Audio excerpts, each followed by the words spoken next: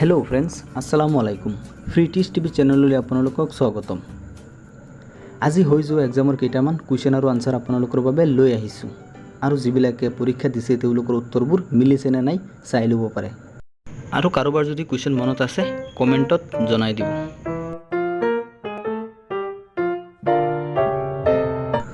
প্ৰথম কুৱেশ্যন হৈছে স্বৰাজ দল কোনে গঠন কৰিছিল? ইয়াৰ আনসাৰ হৈছে চিত্ৰৰঞ্জন আৰু মতিলাল নেহেৰু।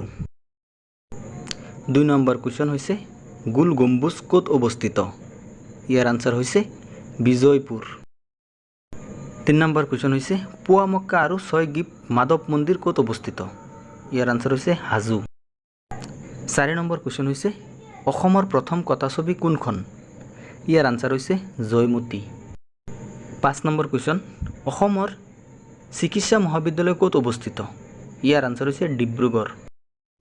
আৰু এটা কুৱেশ্যন যোৰহাটত থকা চাহ গৱেষণা কেন্দ্ৰটোৰ নাম কি? ইয়াৰ আনসাৰ হৈছে টুকলাই।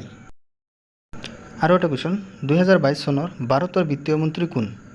ইয়াৰ আনসাৰ হৈছে অজন্তা নেওগ। আৰু এটা কুৱেশ্যন 2022 চনত অসমৰ ৰাজ্যৰ সংখ্যা কিমান? ইয়াৰ আনসাৰ হৈছে 35খন।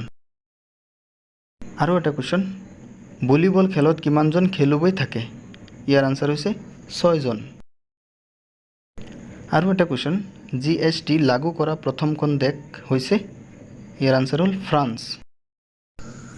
আৰু এটা কুৱেশ্যন পেৰুৰ ৰাজধানী কি? ইয়াৰ আনসাৰ হ'ল লিমা। আৰু এটা কুৱেশ্যন মিছন ইন্দ্ৰধনু কিহৰ লগত জড়িত? ইয়াৰ আনসাৰ হ'ল ভেকচিনৰ লগত জড়িত।